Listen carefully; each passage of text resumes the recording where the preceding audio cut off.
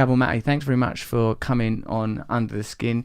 You're the author, I'm telling the audience this, you know what books you've written, author of In the Realm of Hungry Ghosts, which in itself is a sort of a Buddhist metaphor.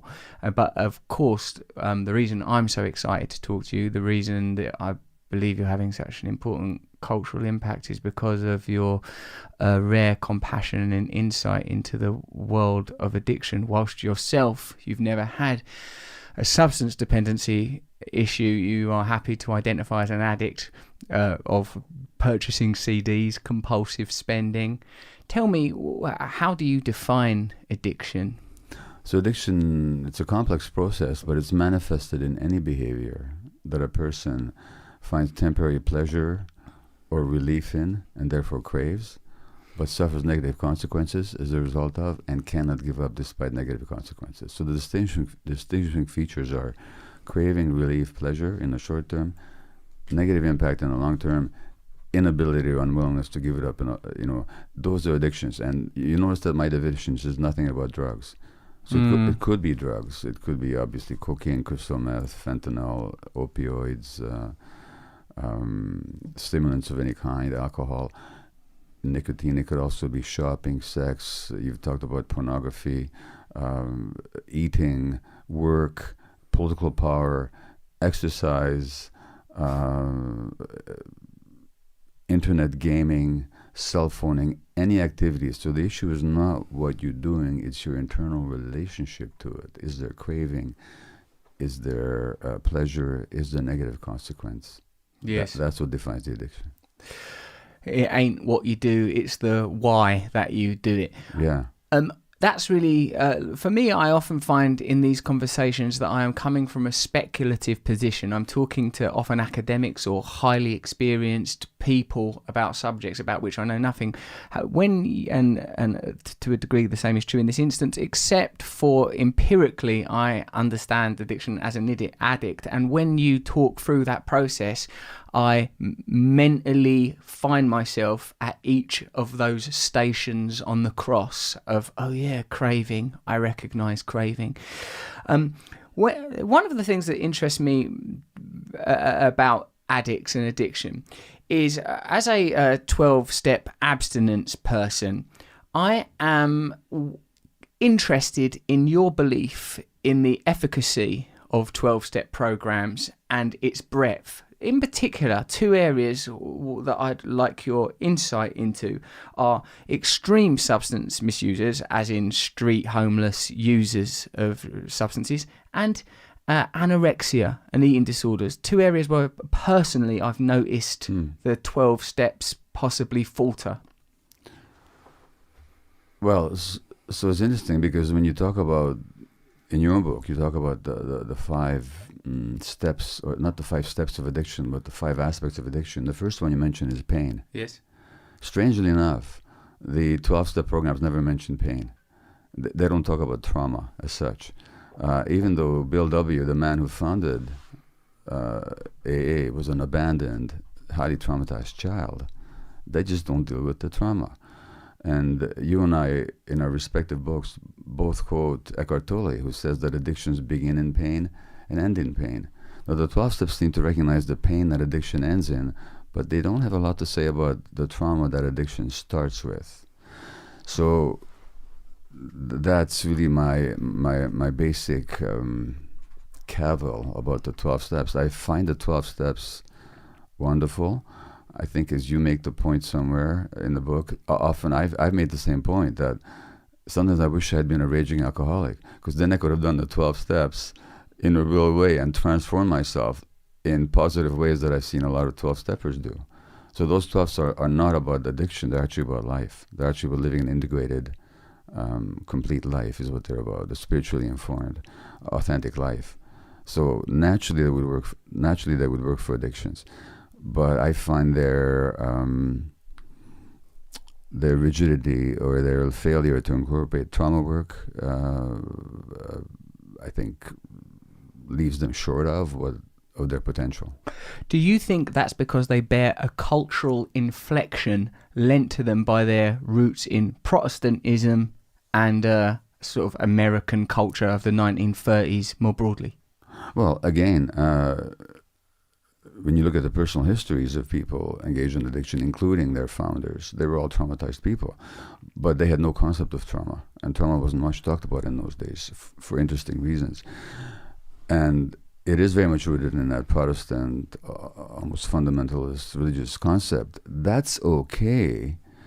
I just wish they were a bit more flexible about things. So that's not the area. That's not the only area where I find a lack of flexibility, and we can talk about other areas as well, but it is rooted in that fundamentalist religious concept of sin almost, rather than, to me there's no sin. To me there's human dysfunction that's a response to trauma. So I don't have a moral sense of it.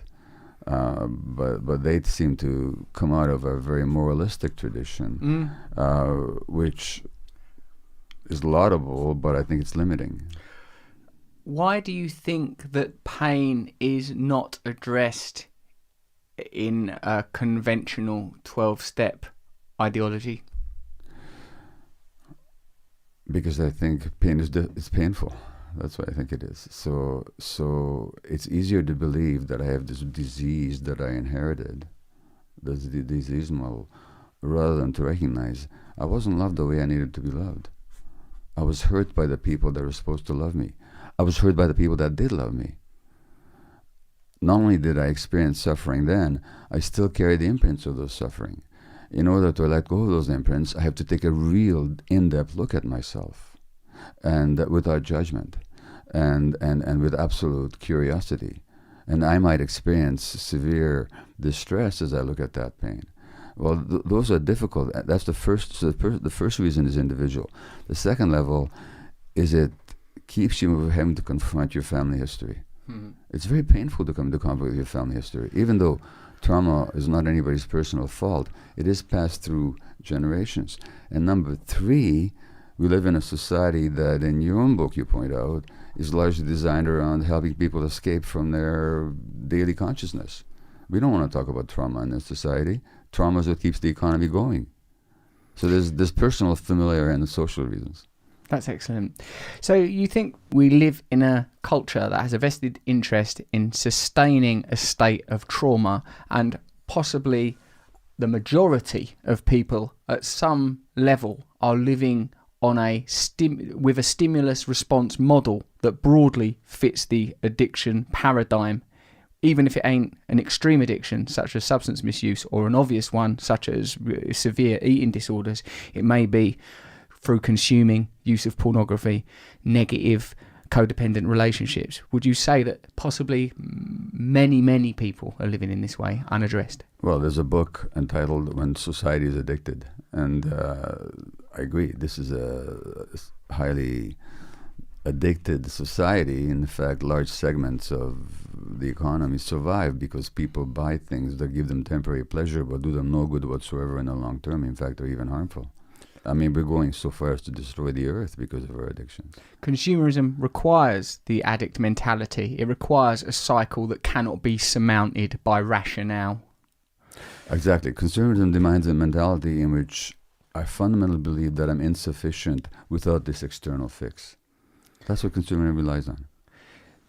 So your understanding of addiction on a personal level can be extrapolated in a social analysis. You think that our society conforms to that idea. You would agree that it is an addicted society. Well, you point out the same thing in your book Revolution, pretty much. And my own next book, which will be entitled The Myth of Normal, Illness and Health in an Insane Culture, is going to make the same point. In other words, when you look at a society, you can't just look at it from the inside. You have to look at, if you're an anthropologist from Mars looking at this society, what would you see? And what would you see is a society that creates artificial needs rather than meeting people's genuine needs. It creates artificial needs, and it creates artificial needs because the economy relies on that. Whilst none of us would ever be able to claim the mythical or metaphorical aliens objectivity, because obviously we're all a product of this society, how, accepting what you say, how can we ever individually or culturally overcome such an imprisoning mentality? Well, I think the 12 steps themselves, insofar as they go, are designed to help liberate people from an imprisoning mentality. And I think that's one example of transformation. So there are many forms of transformation, some spiritual, some psychological, some political. But it always depends on letting go of a certain point of view, or getting outside a certain point of view, and seeing its limitations.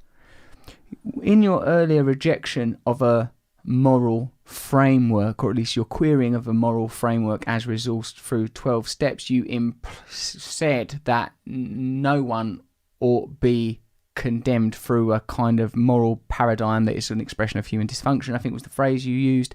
I sensed there an optimistic and even utopian view of the human psyche as a kind of ultimately benign and loving destination. Well, interesting that you would pick up on that from the little that I said, but it is the way I see it. But it's not utopian. It's actually evolutionary. Human beings would not have survived with anything other than a compassionate relationship to one another. The baby would not survive. No human infant would survive unless there was a natural drive in the parents to be compassionate and empathetic towards that infant. Even rats are wired for compassion. If you look at laboratory rats and look at their stress hormone levels when they're watching other rats being hurt, they'll be more stressed when the other rat is being hurt than when they're being hurt themselves. Because mammalians are wired for empathy. Without that, there's no social life and there's no taking care of the young. So it's not a utopian view, it's actually an experiential and evolutionary based view. In those terms, is what you describe as empathy a challenge to the individualistic worldview? The boundary of the individual may not be, that the individual may not actually be contained within the skin if we're hormonally or biochemically experiencing the pain of others. What indeed is separation? Well, what happens is we're born with this vulnerable openness for the most part. Now, some people are already wounded in the womb as fetuses and as babies, but most of us are born with a vulnerability and an openness. To the degree that that's hurt or not responded to or not received, we shut down. And now we're looking at the world from the shut down, limited, individualistic perspective, in which we're driven to be egotistical because that ego is seen as our self-defense. But that hurts us at the same time because it goes contrary to our true nature. So the more egotistical we become, the more successful we might even become in the world in terms of worldly terms, but the less happy we become. So there's a contradiction between that constricted ego, which is a product of trauma, and our true selves. That's how I see it, and that's my understanding of human beings. That fits neatly with a spiritual idea of egoic surrender, in that the ego is a kind of construct for protection as opposed to an essential or natural aspect or realization of self. Well, my problem is, I don't know about you, but I agree with you, and that fits perfectly with that idea. I just don't know how to do surrender. I mean, whenever I've tried to do surrender, it's the ego trying to surrender, and I can't do it. So surrender is almost a thing that happens by grace. I'm still waiting for my moment of surrender. I'm waiting for my moment when my tight egotistical ego says, "Yes, God, this is the way it is. Thank you." You know, I've known people. I've seen people do it. I've seen people experience it. I've marveled at it. I believe in it. But my own egoic structure is tight enough that I have a hard time actually being that way. So yes, in principle, yes. In practice, it's not such an easy thing. Not for me, anyway. When we talk of saints, is this what do you think we're identifying or diagnosing, that the saint has transcended these egoic restrictions and is able to experience the world as, or at least human relationships, through a kind of a frequency of oneness as opposed to a frequency of opposition.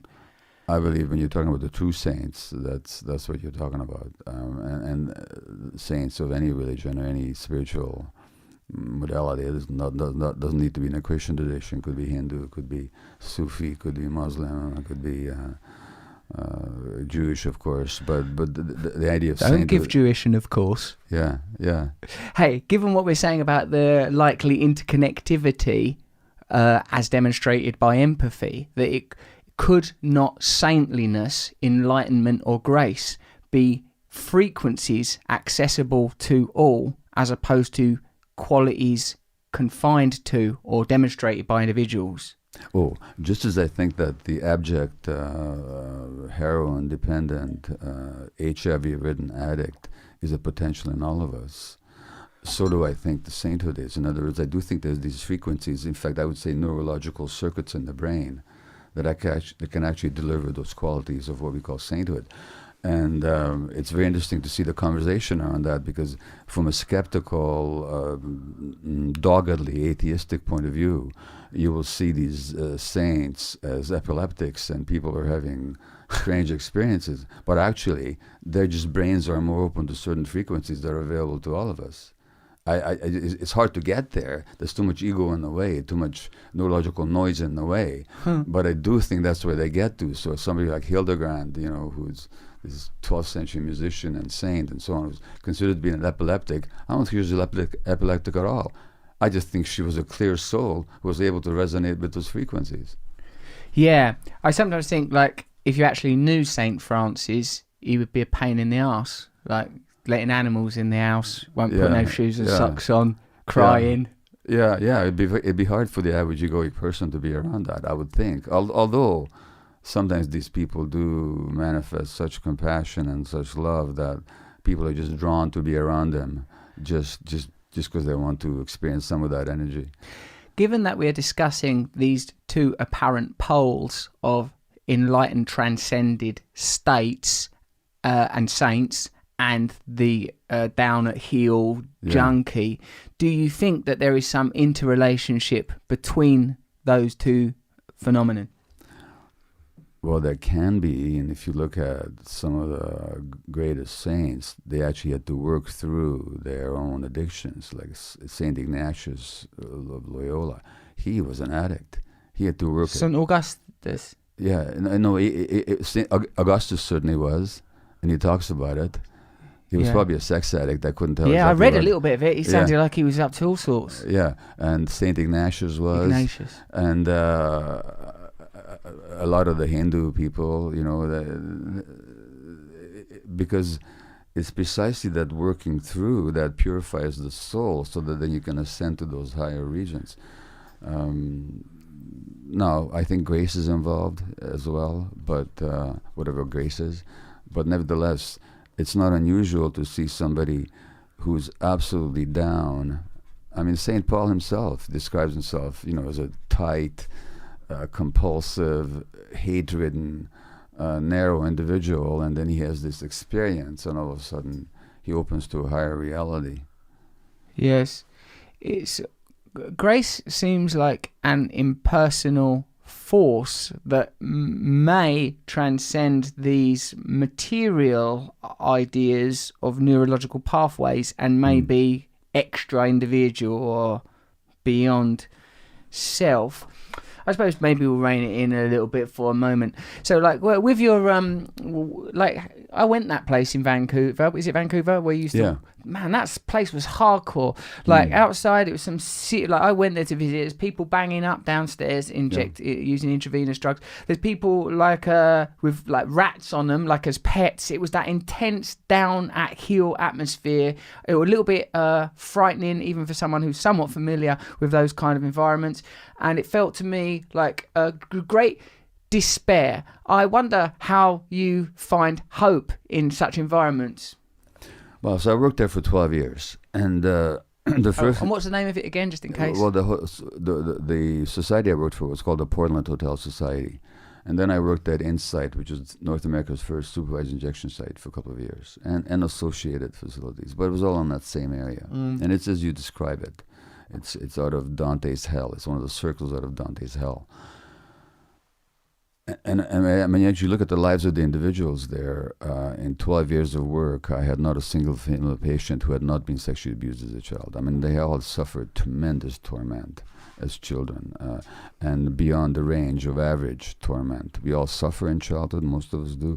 These people suffered extremely, which also meant that their addictions were extreme, and they were quite willing to sacrifice love, life, relationship, health, their teeth, their looks, their wealth, their everything about them, just for the next hit. They were that desperate to escape from reality, because reality had been so cruel to them. And that's on the one hand. On the other hand, I saw tremendous love down there. I saw tremendous creativity. They were all very interesting people. Very often they're very creative people.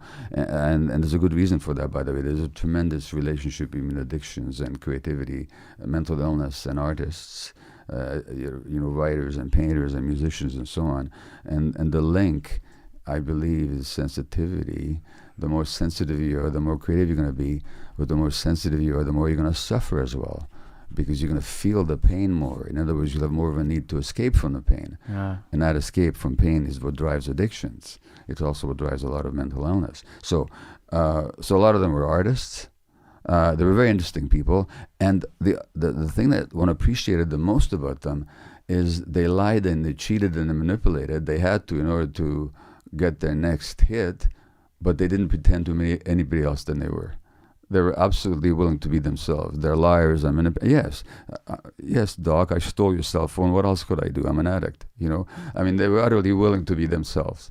And that's refreshing, because most of us have a very overt sense through a lot of our pathways through the social circles, is that people might be nice, but nobody's quite themselves. And there's no pretense to be anybody else other than who they are. So that's tremendously refreshing. So it was both challenging and painful, and also tremendously exciting, and a privilege to work with them. So the privilege, you found it resonant, did you, to be around people that would steal your phone and admit it? There's something about that, you felt like you were dealing with something real that made you feel anchored, connected. Well, I mean, the fact is people are stealing from me all the time. They're called advertisers, and they're called food companies, and they're called car makers. But they pretend to be doing it for my own good. Because these guys would steal, and I stole from you, Doc. What else could I do? I'm an addict. I stole your phone. It was for your own good. Yeah. No, but they it's damaging to your ear. It's radiation. In any case, they... the other thing about them, of course, is that I've well recognized in myself the same patterns. So I had not suffered like they had suffered. I had not been driven to the same extremes. I was a successful, middle-class, well-respected, good-earning physician, and yet there was nothing in them that I didn't see in myself. And so it was actually validating to be with that, because it's so authentic. And sometimes when people read my book and they say, well, how can you compare your shopping addiction to the heroin addict? I don't compare it. I just saw the similarities. But when I talk to my addicted clients about it, that, look, I got the same patterns, they would just laugh their head. They would just shake their head and laugh, and I say, hey, Doc, you're just like the rest of us, aren't you? They had no problem seeing the similarities. So it was just refreshing again to be with people where you don't have to pretend anything either. Yes. So it made you feel that you could be an aspect of yourself that may not be realized in ordinary discourse, where a kind of disingenuousness is required. I can acknowledge that part of myself and know that it'll be understood. And again, at the same time, I felt such closeness with them, because I could tell that the only difference between them is that they had suffered more than I had, and therefore they had greater need to escape from their suffering. That's the only difference. So you completely remove morality and condemnation from the vocabulary around addiction. When we see street homeless people, This is not a moral failing. This is simply more suffering. That's all we're witnessing, that the only thing that separates me from a homeless street addict is different. I've had less suffering, better opportunities, more people stepping in and helping. I've either had less suffering or I've had more help with my suffering than they have received. One or the other. Yes. But morality, nobody chooses to be an addict. Nobody chooses to be a street dweller. If you look at the large-scale studies, sociological studies, the more adversity in childhood, the greater risk for addictions, period.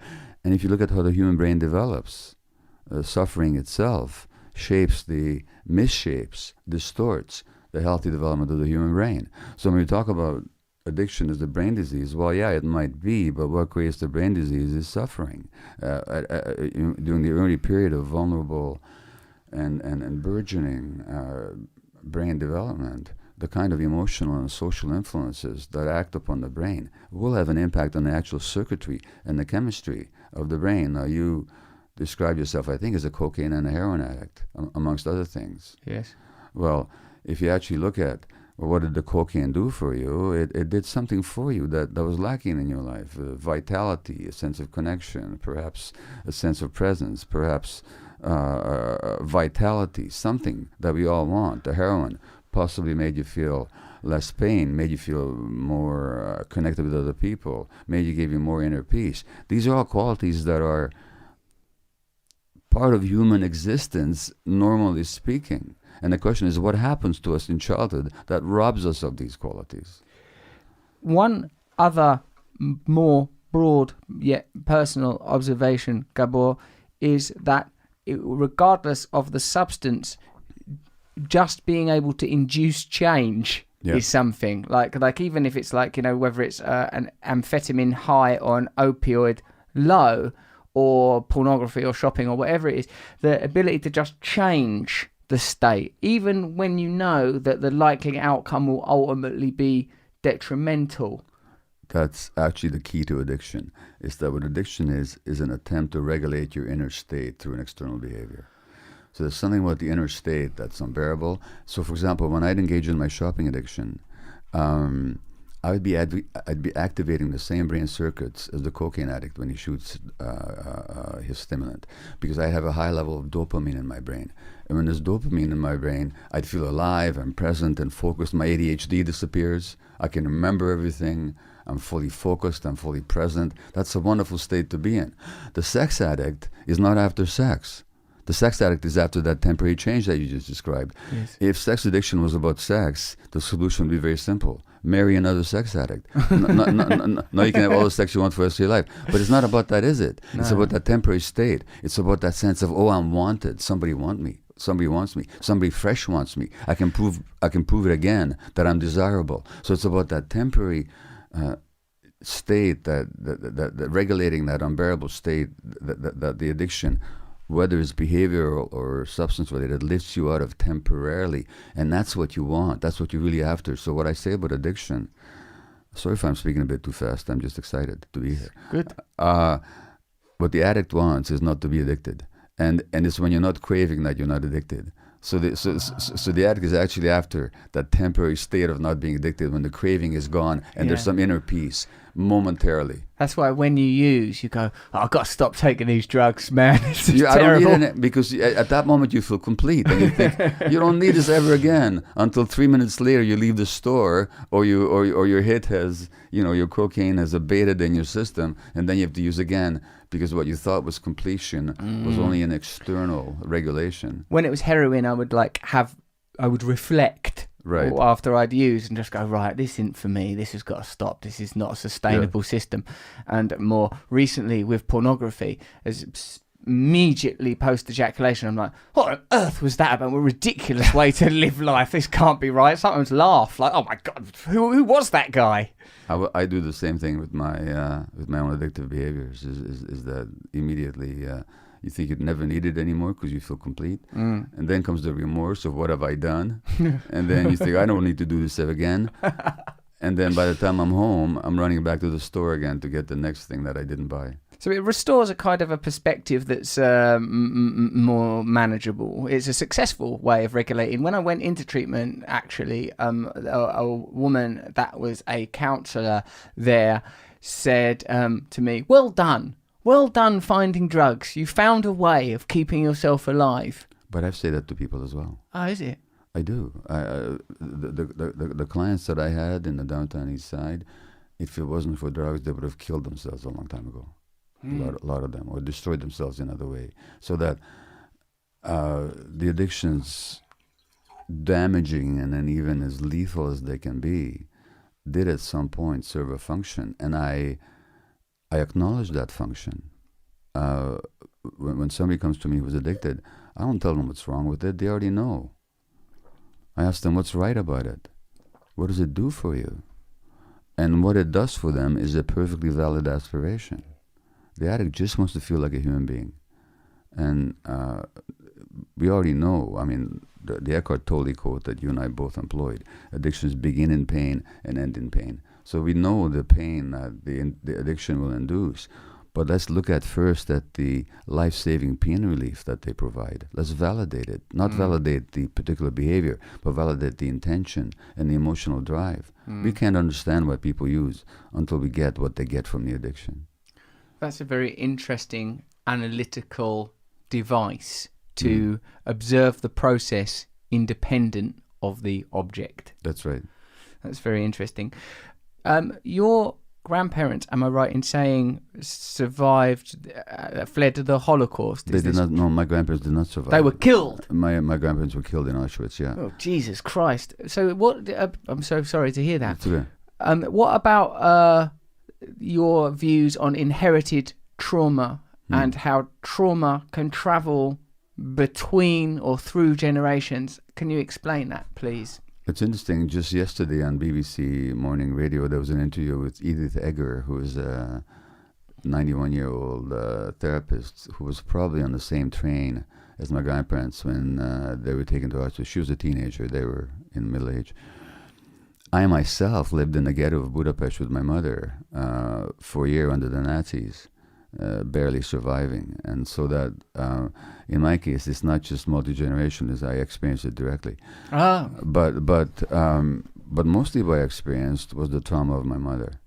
So as an infant, I knew nothing about Nazis, or the looming genocide around us, to which we almost fell victim. What I knew is the depression, terror, despondency of my mom.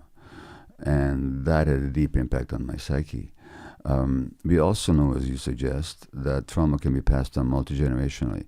And it's passed on both in psychological terms, in that my own children grew up in a very middle-class home in a very bland, peaceful part of the world called Vancouver, British Columbia, outside the downtown east side. But I passed on my trauma to them. And not meaningfully or not deliberately, but simply because any trauma that one generation holds that they haven't worked through will be passed on to the next one. How are you, Gabor Mate, not processing your trauma? How am I not processing it? Yeah, because like if you're not doing it, that's like Steve Jobs going, "I couldn't get my phone to work." That's another traumatized person, by the way, whose cancer has everything to do with the childhood trauma that he experienced. But that's another book and another story. Because I was in my 30s and I was a driven workaholic doctor. Now, why was I a driven workaholic doctor? Because the message I got as an infant is that the world didn't want me. Now, how do you deal with not being wanted? You make yourself needed.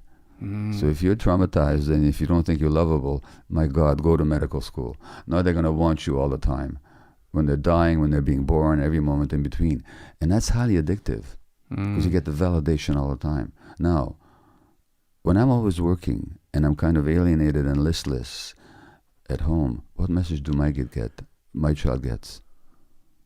Well, that they're not wanted and they're Exactly. not valuable. So until I realized that I was traumatized, which really wasn't in my late 30s and mid 40s, until I began to see the impacts of my trauma and found it unbearable in my life, and until I began to see the trauma of my clients and how addiction and mental illness and a lot of physical illness was actually manifestations of childhood trauma. So until I began to both personally experience it and work it through, and there I was a successful physician, a national columnist for a newspaper, director of a palliative care unit at a major hospital, success on any terms, depressed, unhappy, workaholic, shopaholic, in a marriage that was struggling with children that were afraid of me, until I began to realize the impacts of my trauma. And I began to realize that it didn't have to be this way, that there were reasons for it. And I started looking for those reasons. So I started waking up fairly late in life. It seems sort of like sort of ironic to the point of almost like a fable that you might be in your office studying the impact of childhood trauma and neglect. Keep that fucking noise downstairs. Trying to work on a theory for the impact of parental damage on children. Well, of course, the problem with me, as with most physicians, is the average doctor, even now, I would assert the same thing about British medical schools without knowing for sure. But the average physician still doesn't even hear the word trauma in all their years of education. It's not that they don't take a lecture on it or a course on it. They don't even hear the word. Nor do, of course, do they deal with their own trauma. Nor are they impelled or invited to do that. So we're actually looking at these manifestations of trauma, whether in physical illness or mental illness or addiction, and we don't, or childhood behavior disorders like ADHD and so on, and we're not seeing what we're seeing because we don't have the vision for it. Our glasses are smudged with a kind of narrowly biological interpretation of everything. Wow. And so I could see all this stuff without knowing what I was seeing. It took some waking up on my part. When you say something like a narrow biological interpretation of sort of reality or medicine or whatever you were particularly diagnosing, it makes me feel that there is a necessity for faith or the unknown or a kind of openness to super rational solutions to the problems of the material world that previously have been addressed through religion. But of course we're aware of what the last century has meant for most religious ideology, that they are sort of conflicted or compromised through violence, paedophilia, or what the hell it is this week. So how do we reintegrate spiritual ideas into the well-being of humans, and do you think that's what we should be doing? Well, so first of all, I think what you're pointing to is that traditionally, throughout human societies, traditional societies, a more holistic, broader, if you like to call it spiritual perspective, was part of the armamentarium of healers.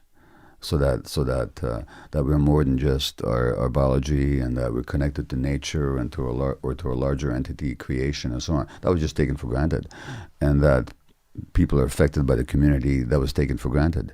Now, with the rise of Western medicine and really all the miraculous advancements of Western medicine and all the extraordinary results that we can achieve with our technology or pharmacology, we've lost the broader perspective. And so what's required is a reintegration.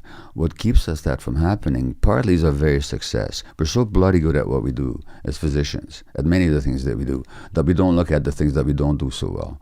And we're rather arrogant, not in the sense that we think we know everything, but we do tend to think that what we don't know is not worth knowing. So we don't open ourselves up to looking at other perspectives. And yet, in the last 10 years, I myself have become interested in shamanic modalities, and I've learned a lot from them. Now, that doesn't make me surrender the value that I received from my Western, highly advanced medical education. It just shows me that there are different dimensions to human experience that are well worth looking at, because we're failing at treating addiction, we're failing at treating mental illness, we're failing at treating chronic illness for that matter, and I think not because we don't have the science. And what's interesting is that there's a lot of science that shows the unity and the interconnection that we ignore.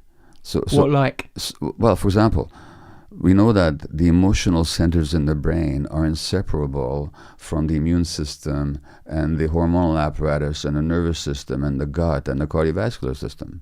So I've written a book about that. It's called When the Body Says No, The Cost of Hidden Stress, which will be published here in the UK next year. Keep writing these books, didn't you? Where I point out that physical ailments like rheumatoid arthritis or cancer are not abstract or isolated biological incidents.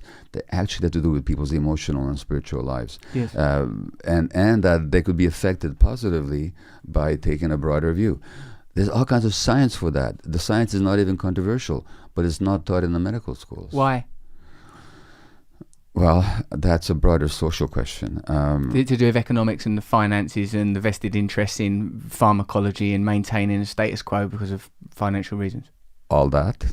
But even more fundamentally, for this society to function, it has to separate the soul from the body, because we wouldn't treat people the way we do if they had souls. That's amazing. Because of post-Enlightenment rationalism. That's exactly what it is. And that rationalism means cutting off from the heart. And so basically, Western science very much starts from the neck up, and it can do a lot of great things with the intellect and the hyper-rationality and the research and so on, but it also leaves us short of our humanity. And that integration is not taking place because it threatens the social structure. We wouldn't treat people the way we do if they had souls.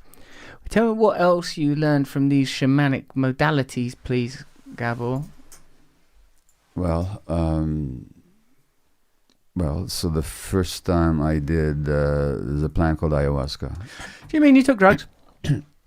I took it? Is that what you're asking me? Yeah. Drugs. I did. 10 years ago. So I'm just going to make a quick phone call. Could you call the police, please, Jen? No, yeah, go on. So I work with it. I lead retreats with it. Oh, it's work, is it? Yeah, I do because I found that it can take people to places where the best of psychotherapy doesn't take them in 15 years. They can go there in 1 week. No, it's not a panacea. It's not for everybody. But again, I've learned to experience the tremendous depth and breadth of human experience through the shamanic practices.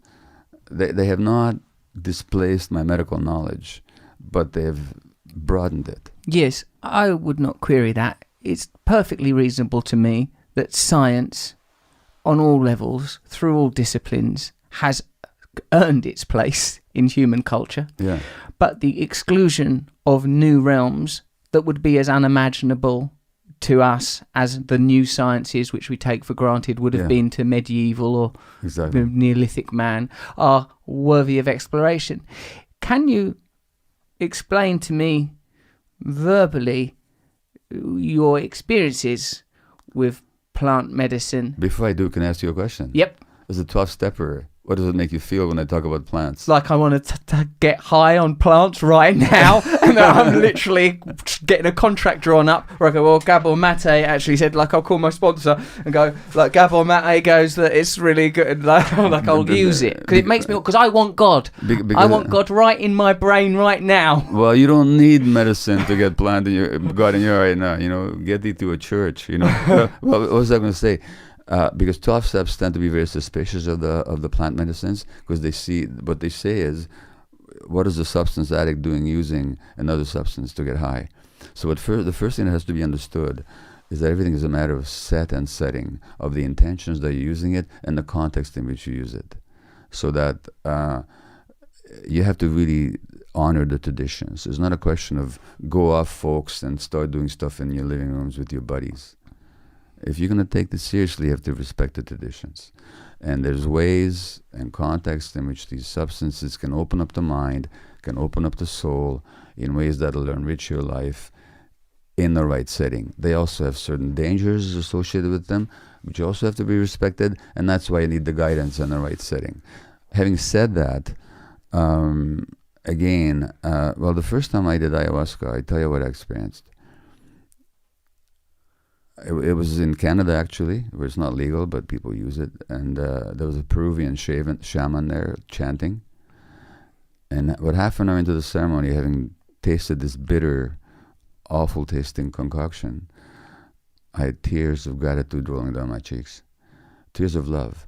And they weren't love for my wife or for my children or anything in particular. They were just love. And I realized how my heart had been shut down against love all my life.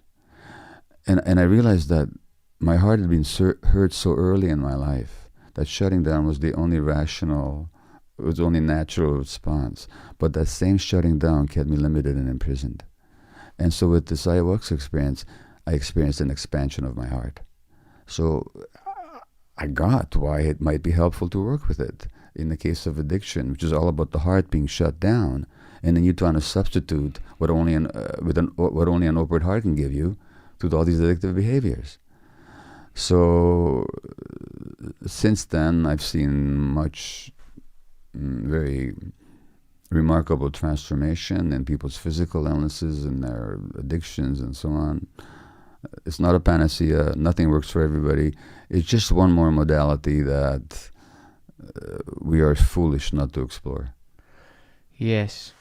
I like what you said about respecting a ritual, ceremonial context, because I sometimes feel more broadly, not in particular in relation to addiction, that the stripping away of ceremony, ritual and means for acknowledging the sacred are one of the reasons we are a culture and a people adrift.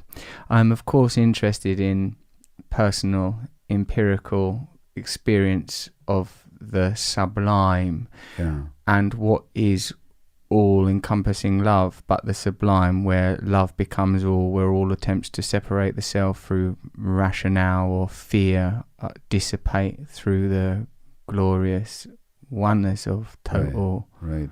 love. I take it that's an experience you've had yourself. Well, a bit, but when I was younger, I took hallucinogens. But of course, when you talk about context, the way that young people in Grays, Essex, where I'm from, take acid is like one of your mates gets acid, and then you take acid. And if you're me, you think, oh my God, nothing is real. My entire construction of reality has been an illusion. Right. There are powerful forces that the rational world, the material world, doesn't have the resources or the vocabulary to explain. Yeah. No, I have no mentors. I have no shaman. We have no wise women. No one is explaining that to me. We are given a template and structures that turn me into a commodity, my energy into a commodity, my consciousness into a commodity, and none of these things that I'm feeling or I suspected I had the capacity to feel even before this was unlocked by this substance are catered for. You have nothing to do with that, so it just sort of spills out into a sort of wild psychedelia that you don't know how to deal with. Subsequently, through yoga and meditation, I experienced, I was surprised when you said, and I would dispute what you said about not having felt grace and not having ever felt freed from the shackles of your tight egotism. You used the phrase a bit like that earlier. But for me, I experience it fleetingly if I kind of do what I'm told. If I, sort of help people and be kind and put, things, basics, And when I feel it, I rush off it, and I am reminded of sort of like the kind of Christian ideas that I would previously refute. And I mean literally Christian, as in go hang out with poor people, go hang out with the homeless, go be loving, go do God's work. What would God do if God were here? And when you talk of your literal biographical experiences of being with homeless people, this is a sort of realization of love and a way of accessing sort of love and connection. And then when you sort of alloy that to these what you called shamanic modalities, one can start to form an abiding perspective that is both social and personal. And one imagines that perhaps we have created through society, for what is society but a patterns that reward behaviors, inner patterns within us that are either negligent or detrimental or toxic or psychopathic. Do you think of many of the people that are in positions of power and the structures that surround them and the structures that they perpetuate, that these are the product of negative, malevolent thinking, and that a kind of spiritual shift taking place on an individual level, if significantly spread, could bring about the kind of change that's required and indeed would be called revolution? Well, so when I look at people who are in power, and it's interesting because I was listening to your podcast, Jordan Peterson, and he was kind of rationalizing the existence of hierarchies. But when I look at actually who forms the apex of the hierarchy in our society, it's largely traumatized people. For example, if you believe you live in a horrible world, how are you going to be? You have to be aggressive, grandiose, paranoid, selfish. In other words, you'll be the president of the United States because he's the one who said in so many words that the world is a horrible place. And that's the world he lives in. The Buddha said 2,500 years ago that with our minds we create the world. Yeah. But my contention is that with our minds we create the world creates our minds. And Trump's brain was formed in a family where he was demeaned and punished and attacked and humiliated by his father. And so he believes he lives in a horrible world. That's what he acts out. And his brother dragged himself to death. So it's these traumatized people. Now his opponent, I could go into that, was also traumatized. But what, so you're saying that in Hillary Clinton versus Donald Trump, there were two traumatized people the American fighting to govern a traumatized world. That's exactly what I'm saying. And Hillary's trauma showed up in when she had pneumonia, she wouldn't even acknowledge it. Because as a child, she'd been taught she had to suck up her pain, she mustn't be vulnerable. She puts up with the philanderings of her husband, who's as much of a exploiter of women as Donald Trump ever was, just not as egregious about it. And she still justifies it. And so her method is to become inauthentic and to suck it all up, and that's her form of trauma. I could talk about British politics. Go on. I could talk about... Might as well do everyone now. You're on a roll. I could talk about this repressed person who is so in denial of her own trauma that she's willing to traumatize the most vulnerable people in society. Her name is Margaret Thatcher. What was her trauma, do you think? It's sorry? good, this. I'm enjoying this. So you sort of a bit like in The Matrix when Neo sees everything's made out of numbers. You look at people and you see all their trauma and damage. That's what I see. That's what I see. I saw in her a tremendously repressed person. Then you have a bland-faced schoolboy who's willing to murder hundreds of thousands of people and never take any responsibility for it. And still doesn't deal with the impact of it. His name is Tony Blair, who's quite willing to go to bomb drops and drop bombs on Arabs far away, and all do it in the service of lies that a school child could see through. And these are traumatized people. Otherwise, they couldn't do it. They wouldn't be that split. And these are the people that our society rewards with power. Well, that's a sign of a traumatized society. That's my next book. Yes, good that. That's going to be a smasher, that one. I'm banging to that already. I got to write it first. You've done the hard work. You've come up with a concept. The rest writes itself. Now, what about, can we carry on with this game of mugging off the powerful? Because I'm loving this. So, look, can we say like Barack Obama? Like, you know, that there is a continuum. Obama is a fascinating case. Go on. People talk about Trump is destroying Obama's legacy. I don't think so. Trump is Obama's legacy. Yes. I read his biography. I'm implying that he's a person that's very chameleon-like. He can not deliberately and not even necessarily consciously or manipulatively identify with whoever. But I think his biggest sin was to have enrolled a lot of people in the possibility of transformation and change without delivering any of it. Furthermore, do you think that the inability of these individuals to manifest real change is a demonstration that what we have are deeply entrenched and traumatized systems that are predicated on unconscious choices, unconscious drives, and that the system will not alter itself from within itself, but will sustain itself? And it's only sort of new, radical ideas that can alter it.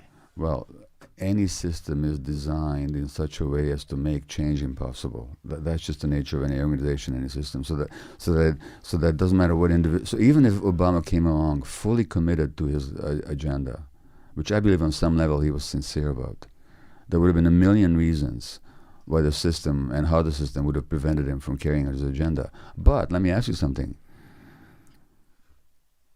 or assert something. Obama got into power funded heavily by Wall Street. Now, is Wall Street stupid? Or do they know which side their bread is buttered on? They knew what they were getting. They didn't buy into the hopey, changey kind of thing. They knew exactly what a facile and an efficient servant of the status quo he would be. And no sooner does he get into power than he bails out Wall Street. Yes. He was responsible for one of the greatest transfers of wealth upwards in history.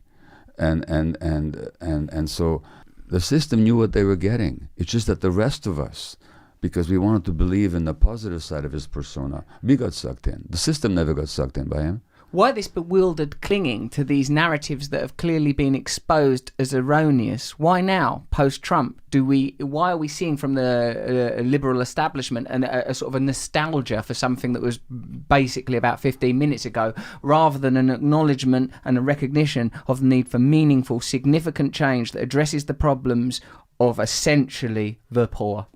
Well, when you look at say, American politics or economics,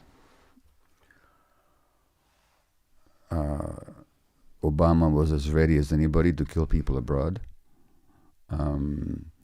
He was as ready as anybody to send troops overseas. It's no different than American history has always been. He was smoother about it. He was more urbane about it. He was more articulate about it. He also knew how to speak to people's better sides. Along comes a Trump, and he's egregious. He's a highly traumatized, utterly self-unrestrained, troubled schoolyard bully. And so it's offensive to the sensitivity, the sensibilities of the liberal establishment to have somebody like Trump represent them. When it comes to genuine policy, there's no difference between these people. It's just that the system wants people who can make it more palatable, and Trump makes it very unpalatable. Yes. And so Trump has woken us up. But unfortunately, a lot of the liberal outrage has been at Trump personally, rather than at the policies, and rather than at the system that he represents. No worse or no better. In fact, he represents it more worse than even a Bush or a Clinton or an Obama. Certainly can be much more effective in representing the system than Trump is. And that's what Trump's sin is. Trump's sin is not in what he does. Trump's sin is in his personal egregious, in-your-face dysfunction. Is it that Trump is not an anomaly? Trump is revelation. Trump reveals. That's exactly what Trump does, and that's why they can't forgive him. Yes. Yeah, absolutely. That's how personally I see it.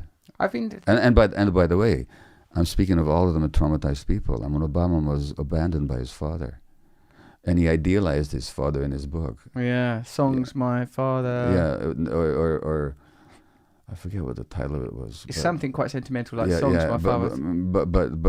But he was a traumatized person, and then his mother was a highly troubled individual, and he was brought up by his white grandparents.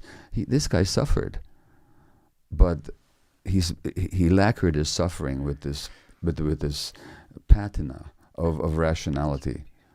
What you're saying is a kind of heresy of the sort of dominant worldview, while we are sort of experiencing a kind of apparent rise of what used to be regarded as right-wing thinking in terms of nationalism, persecution of religious groups, for example. I feel, and I've heard Slavoj Žižek speak to this also, that the failing is of the left in its abandonment of conventional indigenous working class people, regardless of colour, race or religion. That the liberal project abandoned working class people in favour of shallow identity politics. I'm not saying that identity politics are shallow in themselves. I'm saying that they were shallow in their intentions, that we weren't seeing transgender media figures saying we've got to do something about transgender. We were seeing people using these devices to persecute, malign and alienate working class people and vilify them. Well, the transfer of wealth, or I should say the accelerated transfer of wealth and power to the top 1% or less, began not under Trump. It began long before Trump, and it was continued under Trump, but he didn't initiate it. The suppression of indigenous people in my own home country of Canada, where indigenous people make up 30% of the jail population, they make up 5% of the general population. And the high degrees of addiction and suicide and mental illness and ADHD and all these other problems in the indigenous population is horrendous in Canada. That didn't begin with any particular conservative politician. It's been a historical fact.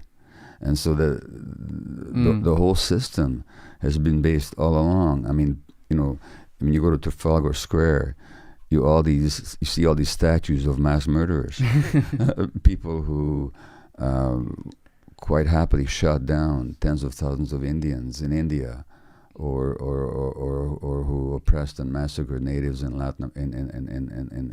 in North America and elsewhere, and these are our heroes. And so this society has been for hundreds of years based on the extirpation or the suppression of indigenous people and working people. There was an article in The Guardian last week, I think, or was it this week, where they talk about how the Peterloo Massacre was a shaping event in British history. But how many British school children actually study the Peterloo Massacre? And who got killed in Peterloo, and why were they killed? Here in Britain, was it the 1830s? Yes. We need the myth of nation, the myth of national identity, the ongoing concealment of the blood upon which these myths are founded is obviously necessary, because without the concealment, without the myth, you unravel the legitimacy of the power structures. If you say, well, what is Britain other than a sort of an economic entity and a means for oppressing the poor? What is America? Economic entity, means for oppressing the poor, series of myths that favour particular portions of the population and will conceal that fact at all costs. What I notice about popular narratives in understanding a world that seems to me to be traumatised in a great deal of pain is the people that propagate the idea that either there is no better alternative available, or things aren't that bad, or things are improving. Those people want shit to stay the same. Well, basically, and if you look at what you said about nationality, it's an addiction. Basically, it makes you feel temporarily good. You want to belong to something, and then you end up doing all kinds of terrible things. And so if you look at the phenomenon like the First World War, this mass slaughter, to which there's monuments to the heroes, in Britain, here in London, and in my country, Canada, in the States, everywhere. What was that all about? Why did all these young people harbor all these young people induced to go and murder each other in such vast numbers, and to do that for years and years and years and years, all because of this myth of nationality as opposed to an understanding of our common humanity. And the very few people in each of the countries, whether it's Germany, Russia, or Britain, or France, who actually stood up and said, no, we're more than just people that belong to a nationality, we're human beings. They were jailed. Mm. And so that trend has continued, and there's a huge respect in the public media paid to people that provide ideologies that justify the status quo. Interestingly, some of them are Canadian. Steven Pinker has written a book called Enlightenment Now, basically telling us that the world has never been more wonderful than it is now. Let's just ignore the starvation. Let's ignore the mass killings. Let's ignore the alienation, the burgeoning of mental illness.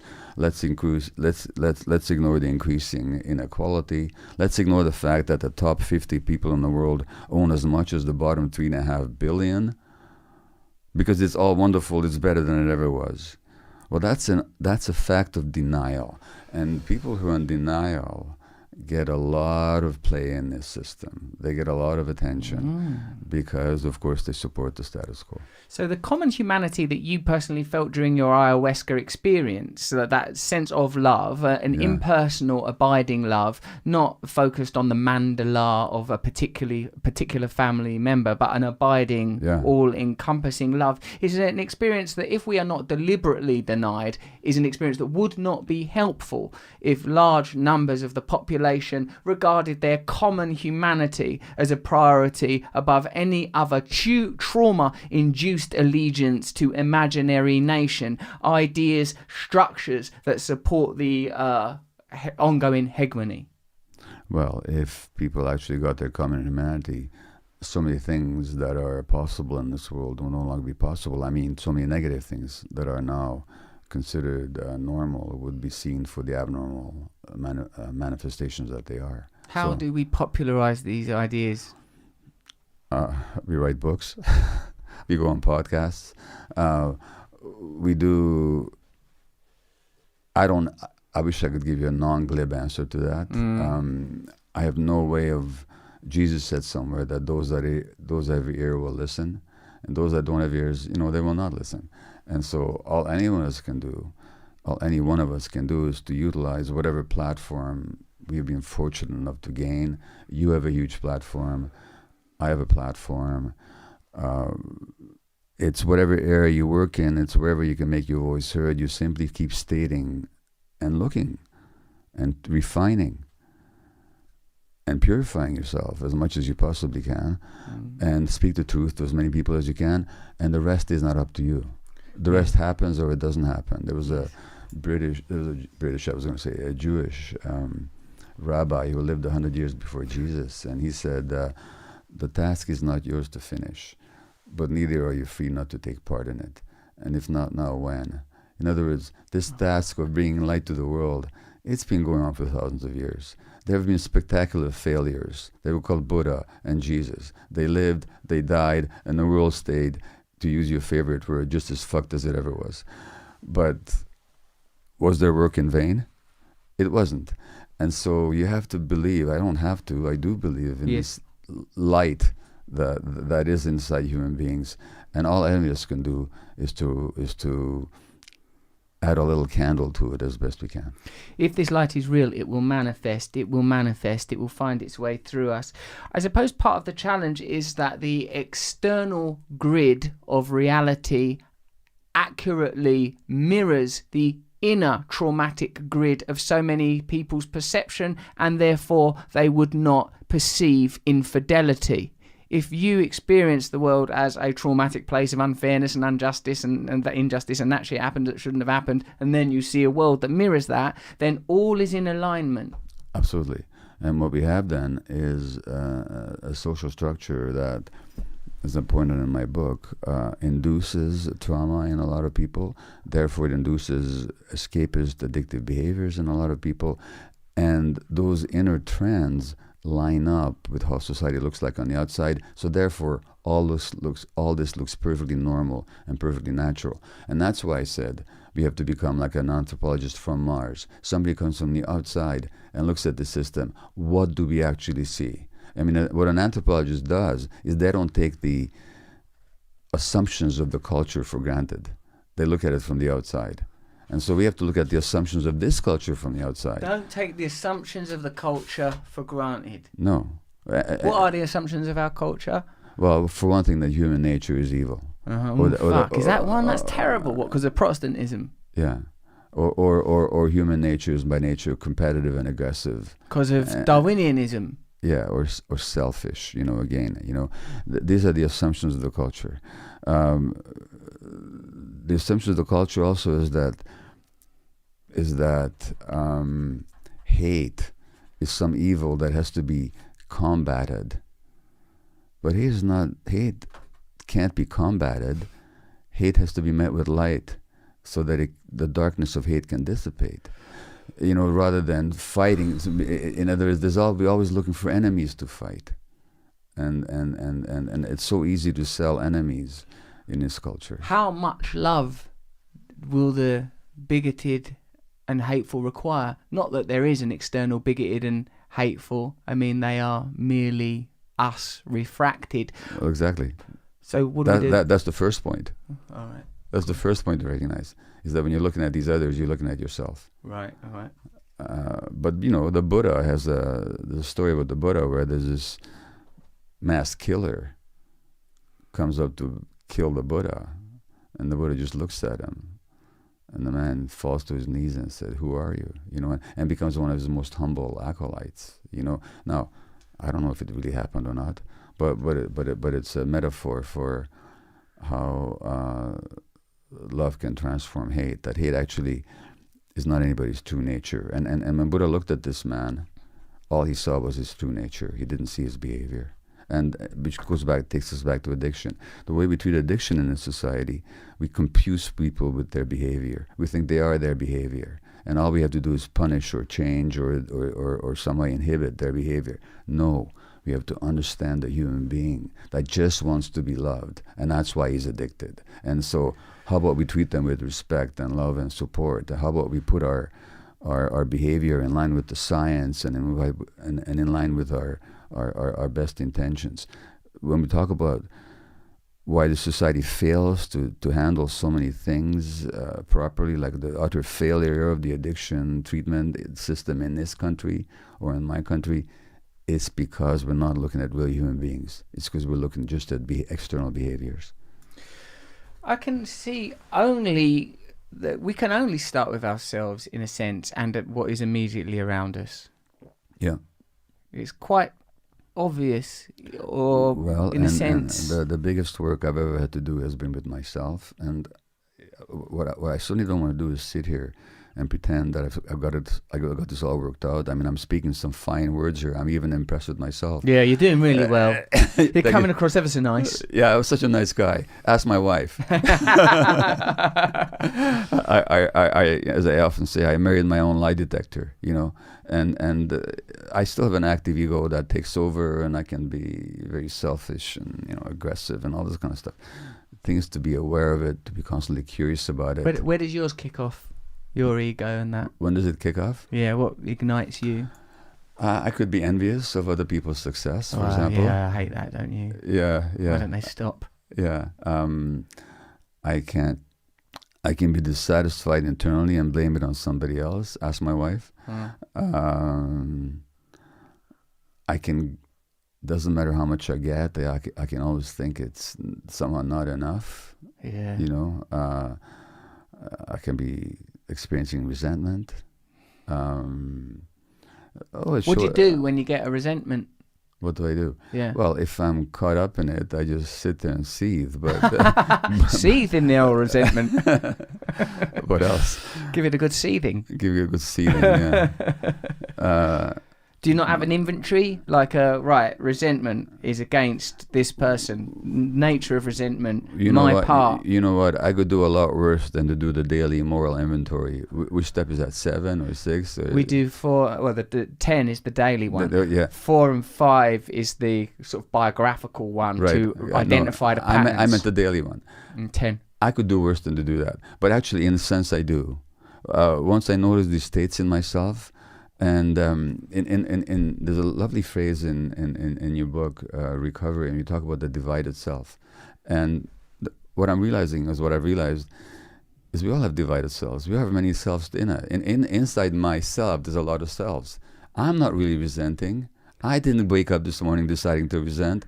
That resentment just does itself. There's a part of me that resents. Now, I can get into a relationship with that part that resents. I can be compassionate with it. I can say, well, what's missing for you, sweetheart? That's very different than in trying to control or suppress the resentment. So the thing is to actually get hip and conversant with our divided selves and to accept all these parts and get into a relationship with them. So what I do with the resentment, when I'm conscious, I get into a relationship with it. And see what it's trying to tell you. Exactly. When I lived by a different myth to construct my romantic partners, the myth being more one of adulation and absolvement through love, a kind of almost chivalrous idea of this person is a representation of God, they will make me feel better if I can somehow control them and hold them near me, I'll be okay. Exactly. When I had that, it was like the love, I realised just recently that the love was almost like it was eating itself when it happened. So when it expired, I sort of felt a kind of a sort of nihilistic numbness. An emptiness, yeah. Yes, but no real grief. The reason I feel that my current love is different with my wife is it does not vacillate or undulate. It has a marrow-deep sense of peace to it. Well, interesting you should talk about that, because my wife can't stand it when I look at her through these romantic adulatory, worshipful eyes. She's allergic to it because it's not about her. It's about this fantasy I'm trying to project on her. And she knows what the downside is going to be. She knows that when I shift, all of a sudden she's going to be this unsatisfying, insufficient frump who you might want to cut that, mate. Who lets me down in my expectations. She wants me to love the real she. Exactly the way. And again, she's been a great teacher to me. And that romanticized view, she absolutely is allergic to. Yeah. For that very How reason. wise, because it is an illusion, it is not her, it's constructed and it's That's right. self-perpetuating Yeah. idea. Check this. What am I going to do about bringing up these 2 kids? I've got 2 daughters. I'm probably going to have some more. How old are they? My older daughter, Mabel, will be 2 on Sunday. Guess what I was doing the other night? Jenny's just checking some cameras. Okay. The other night, well, it was last night as a matter of fact, she was tired and having kind of tantrums, so she was starting to cry, and I goes, would you think that you would stop crying if I gave you chocolate? Right? Yeah. And she went, chocolate? Like that. She sort of agreed. My wife went, do not give this child chocolate as a means for addressing her emotional distress, which I obviously, know already. But I see that I do not like that child suffering. Well, no, hold on a second. So do you want me to deconstruct this for you? Yes.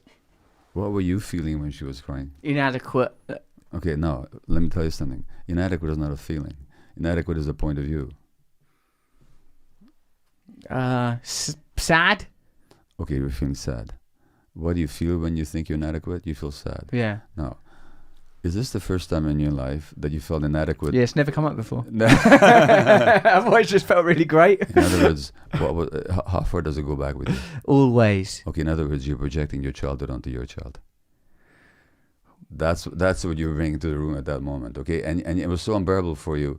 You had to give him chocolate. I can't see that again. Okay, yeah. Is that what it is? Okay. I can't see that again. In other words, you're not ready to be with your daughter unless she makes you feel pleased, unless she makes you feel comfortable. I'm not accusing you of that globally. Well, it sounds like it, mate. I'm saying we're recording this. That's what showed up at that moment. Right. What showed up at that moment is some pain that you haven't quite resolved in yourself. Oh no, my first addiction was chocolate. Well, there you go. And you talk about that. And so what your daughter needed was just a daddy who can be okay with her anger. Right. So you just be there and you soak that shit up. Sweetheart, you're really angry, aren't you? Yeah. Right. You just tell them they're angry. But not also what Jordan Peterson says, because what Jordan Peterson says, an angry 2-year-old needs to sit by themselves until their anger is over. In other words, that's bad advice.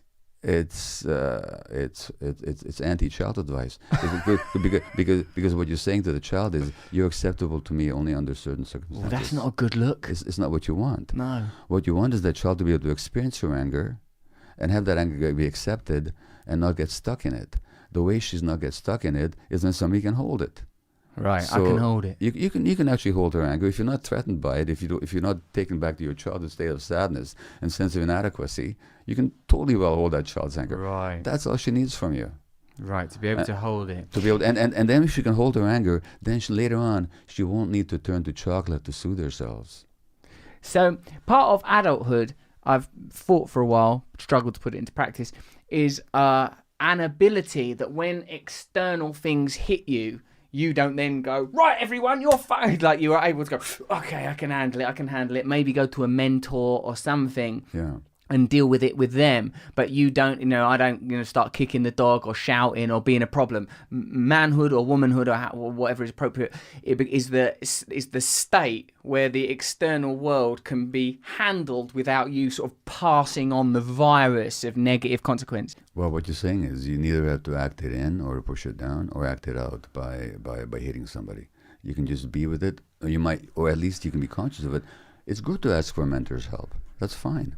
But then you're taking responsibility for it. In other words, what an adult can do, which a child cannot do, and they should not be expected to be able to do before they're old enough for it, is to take responsibility for their own emotional states. They can't take responsibility. They're literally not neurologically developed enough. And that's why it's so bad to punish kids, because you punish them for something that they're incapable of doing or not doing. So this is why these time-out methods and these punitive methods don't work. We do not punish. All right. What about when she's shaking the other one, the littler baby one, in the bouncer, and she's shaking that. Okay. And like this morning, she was doing that. I was tired. I felt some guilt because of some addictive behaviour that I'd previously done. I felt low energy. The child is shaking the bouncer, and I want to control this very. I felt like a sort of a fascistic rush run through me of I want to control you. Well, first of all, it's great that you're that self-aware.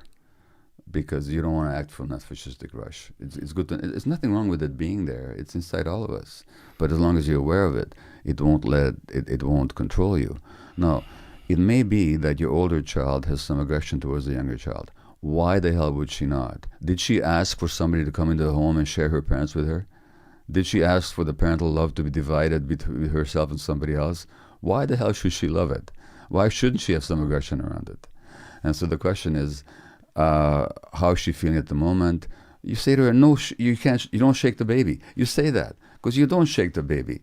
The baby's not for shaking. But you don't make her wrong for it, and you don't punish her for it. You simply intervene in a compassionate way, not from your fascistic impulses. Because no fascistic impulses in child rearing. First rule of parenting: no fascistic impulses. I'm thinking of relying on these fascistic impulses to raise all of my kids. Well, good luck. You get the results you want. If I may be self-serving enough to mention, one of my books that is being published in England is entitled "Hold On to Your Kids," and it's a parenting book. And it's all about attachment-based parenting. It's about parenting children from the perspective of understanding their needs rather than our expectations. And in this culture, and this pertains to addiction as well, kids get too early hooked into the peer group to find their validation and their companionship. And when that happens, the parents lose their power to parent. And do you mean in adolescence? Peer groups? It happens young before then. They get hooked into the peer groups. That becomes their sort of psychic state sustenance. That's what happens because, you see, if you look at how human beings evolved, we evolved in hunter-gatherer groups when children were always around parents and adults, and not just one parent and not just one set of parents, but the whole tribe would be your mentor and your parent. Now, that's gone, but from the point of human evolution, it hasn't been gone that long. No. Now, the human brain needs to attach. It needs to connect to somebody. We're just wired that way, especially the immature brain, because without attachment, we don't survive. The infant does not survive without attachment. But we're not told who to attach to. Nature doesn't tell us who our attachment figure should be. A duckling hatching from the egg, in the absence of the mother duck, will imprint on a moving toy, which is not designed to bring her up to adulthood. In our culture, our kids lose the contact with adults very early, or spend most of the time with other kids, and now their brains connect with other kids' brains. And now they become each other's mentors and models and go-tos.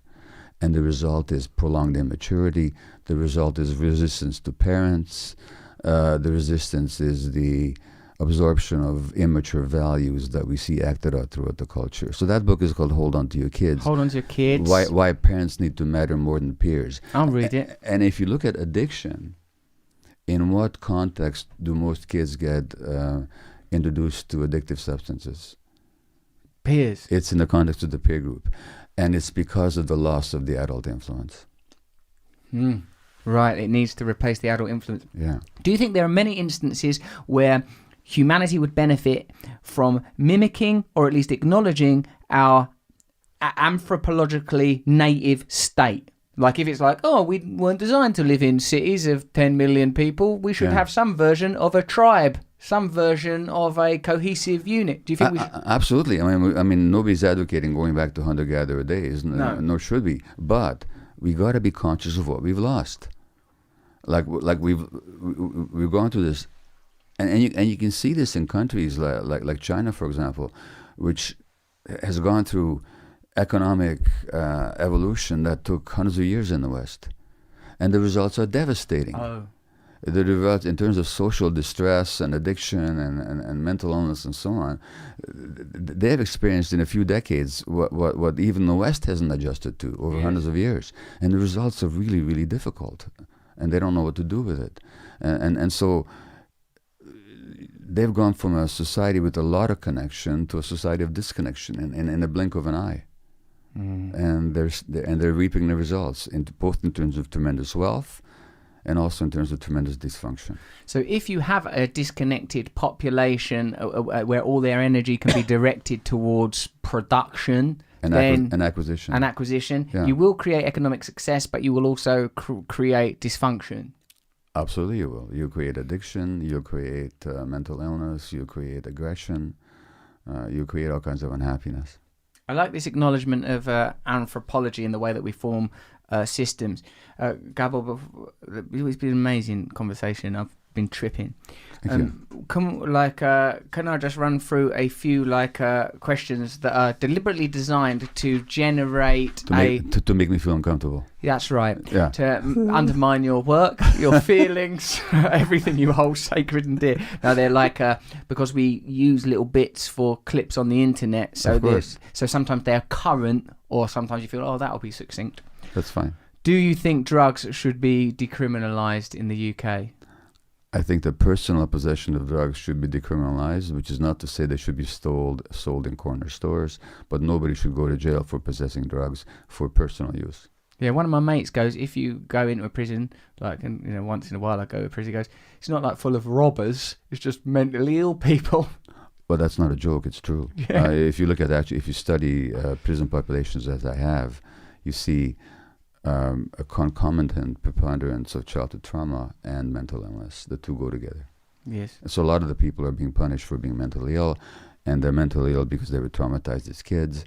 So what we have in jail are the most traumatized people in our society. It's curious how quite often in this conversation we are observing that we are arbitrarily drawing lines around the individual and not acknowledging social culpability in the construction of these states. Neither are we acknowledging the connection between us in empathy. So neither in the positive nor the negative are we looking at the reality of our interconnectivity. Well, absolutely. And by the way, if you kill one person, you go to jail. If you kill 500,000 people, you get a Nobel Peace Prize, and that should be looked at, and are considered a great diplomat. So there's a bit of a disconnect here. How do you think the US can solve its opioid problem? First of all, in the States, every 3 weeks now, as many people die of opioid overdoses as died in 9/11 in one day. Whoa. We're doing 9/11 a day, did you say? They have a 9/11 every 3 weeks. A 9/11 every 3 weeks? Yeah. And so what they need to recognize is what they're doing doesn't work, that illegalization doesn't work, that punishing doesn't work, that jails don't work, that people need compassion, not punishment, and policies that reflect compassion rather than punishment. That's what I can say in a nutshell. So as well as decriminalizing drugs... Decriminalizing harm reduction, providing heroin to those people that actually need them because they can't do without for now, graded, stepwise treatment facilities where people can deal with their trauma, where they can learn social skills, where they can learn physical skills, and where their brains can rewire so as not to need the drugs anymore. In a way, we kind of know this already, don't we? So why is it that we insist on punitive criminal justice systems when we know it doesn't work and we know that a compassionate alternative would be more successful, even financially? Well, that's like asking, was the Iraq War a failure? Well, if you take the stated aims of the Iraq War about weapons of mass destruction or creating democracy in Iraq and all this nonsense, it was a total failure. But was it a failure for the manufacturers of weapons? Was it a failure for the power-hungry politicians that profited from it? In other words, the war in Iraq was a huge success for some people. The war on drugs is a huge success for law enforcement agencies, for the court systems, for, in the United States particularly, for the privatized jails. Right. Lots of people... For the legal profession. In other words, we don't make the changes because the current system benefits a lot of people with power. So for the people that matter, the prison system isn't failing. For the people that matter, the judicial system isn't failing. It's a huge success. And for politicians who want to be tough on crime and get votes by appealing to people's prejudices and fears, it's a huge success. Also on this side of the Atlantic. Yes, it's a more successful narrative to vilify a section of the population that are basically redundant, don't vote. If they did vote, they wouldn't vote for you. Turn them into criminals, get them in prisons, working at $2 an hour. Fantastic gig for everyone. Everyone's a winner. It's a huge success. Fantastic. That's brilliant. So there's somewhere in your book, Realm of the Hungry Ghost, that where you talked about the deliberate negative effects of the war on drugs. Is that what you have just summarized for me? deliberate or not, these are the actual impacts of the war on drugs. And I'm saying there's huge power interests invested in the continuation of it. So we have, there's every evidence about the real impact of the war on drugs. Johan Hari's brilliant book. Scream. Scream, the first and last days of the war. War on drugs. All you got to do is read that book. Or you got to read my chapter on the same subject. The evidence is all there. This is not about evidence. This is practice. Sometimes I'm asked to talk to politicians, and I say to them, look, you're asking me to practice evidence-based medicine. How about you practice evidence-based politics? Ooh, that's a good quote. Yeah, you can have that as long as you attribute it. Yeah, no, we've got Gabor Mate. Yeah, you can steal. I remember the other day I was saying you can have evidence-based medicine, because as you know I'm a doctor, if you want, but you got to give me evidence-based politics. I said to him, ambassador, and then I had a Ferrero Rocher and I was done. What do you think about the current gaming addiction problem and its impact on young people? It fits the template, would you say? It totally fits the template of addiction, of a behavior that people crave, find temporary pleasure, and long-term negative consequence, can't give up. The only thing is, they keep thinking about it as a new addiction. It's not a new addiction. It's just a new target for the same old addictive drive that is in human beings in general.